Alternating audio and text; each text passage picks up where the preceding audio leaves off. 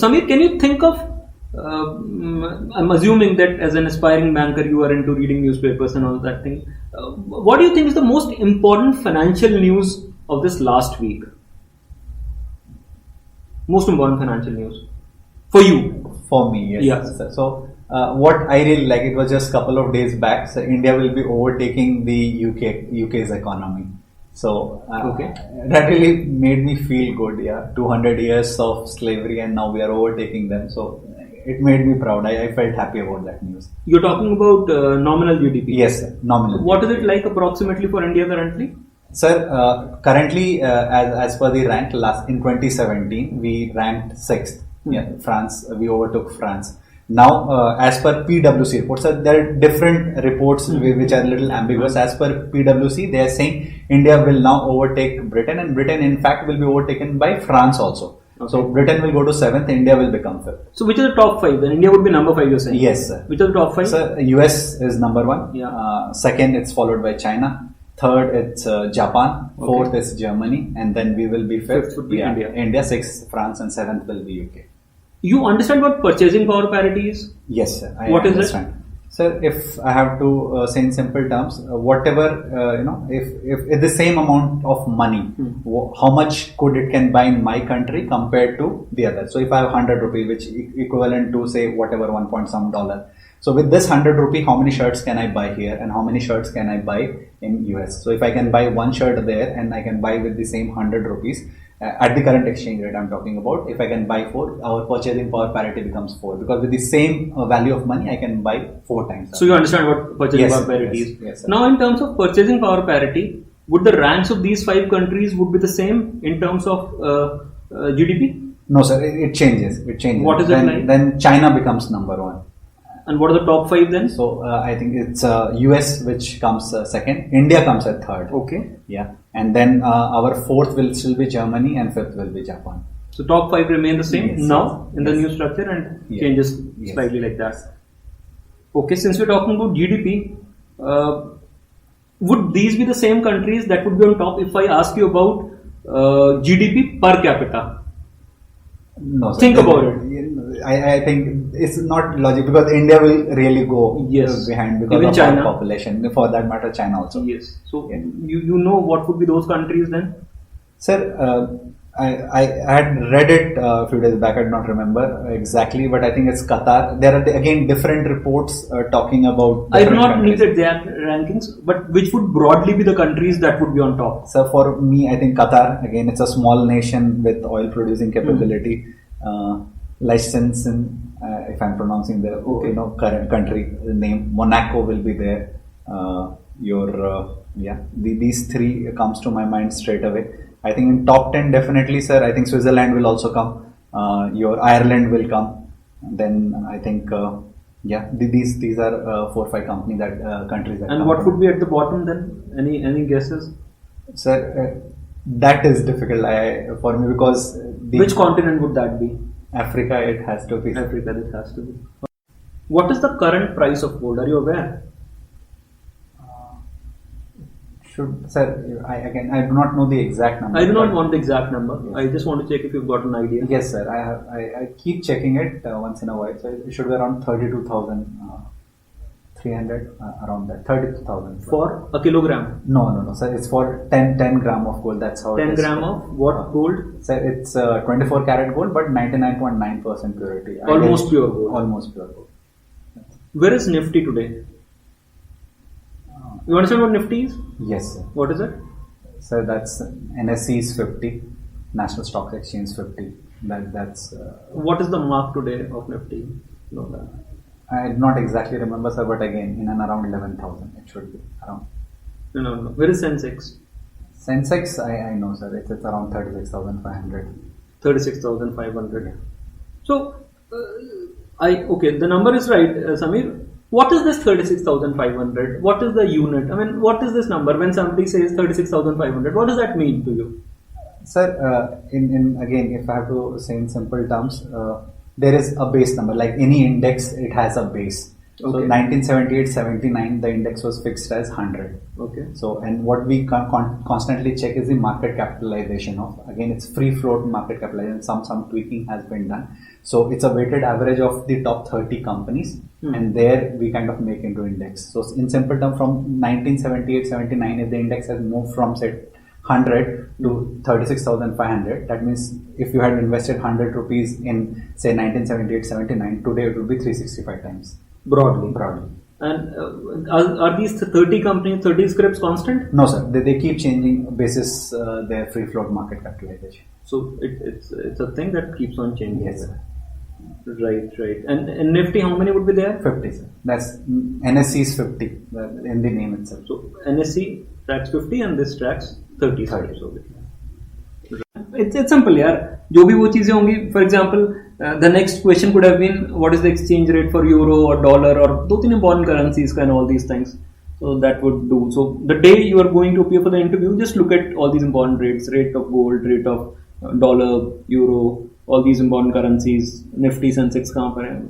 Will help. When in place of saying that it's around 11,000, if you say it's 11,200 and whatever, that would be a slightly better answer, though what Samir said is perfectly acceptable. The reason why we did not give an exact answer to this is that you might say sir to cheating कर रहे हैं, तो पहले से पता था that they are going to ask Sensex and Nifty, and that is why the reason why he said approximately itna and all, because if you do not know it, still you can ballpark say, figures. I do have an idea as to where they are. Unless you last checked 3 days back and the Sensex crashed, but still you will read it in news. And if it's something like this happens, then you would know that already. When there'll be a big news then.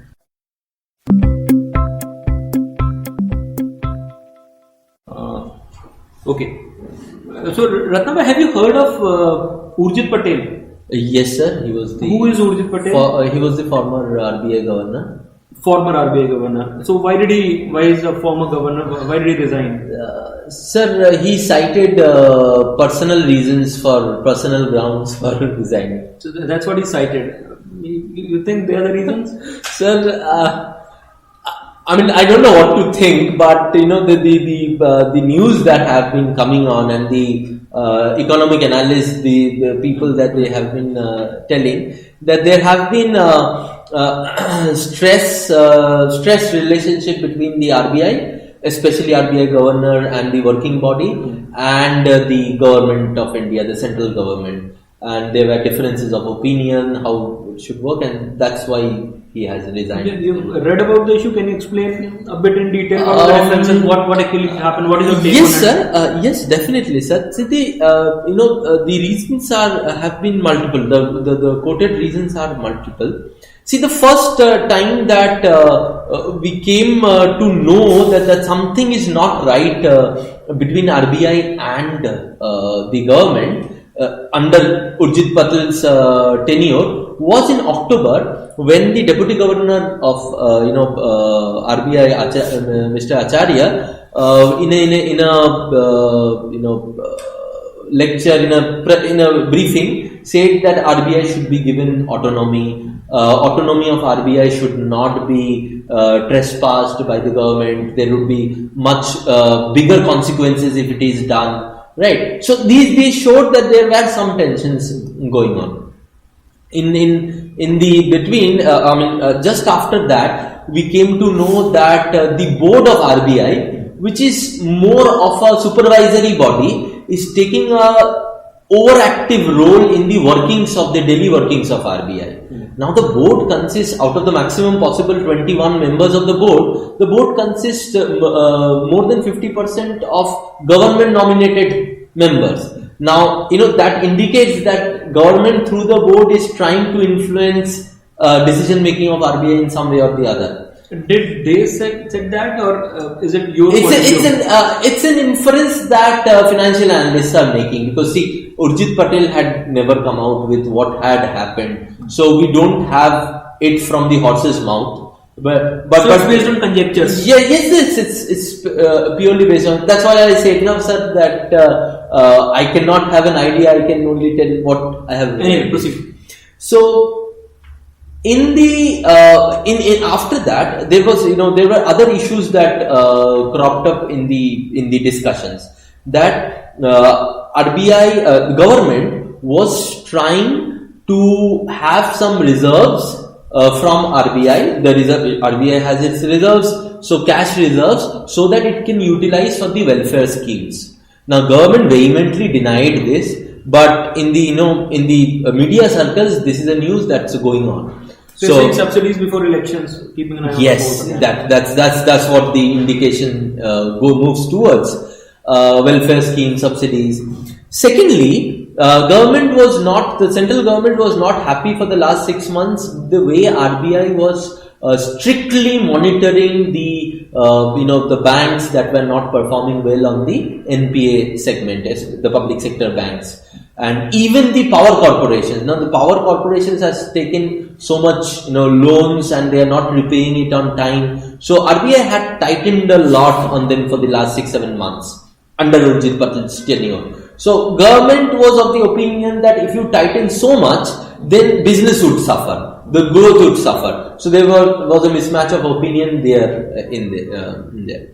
Thirdly, there was a talk by the governing body, which has government nominees in there of RBI, that the clause 7 of the RBI Act could be initiated. Now that was something that came in news. Now that shows that in some way the discussions were going in a place where it was a point of no return, because if government enacts clause 7, which has not been done from independence till now. What is section 7 of RBI?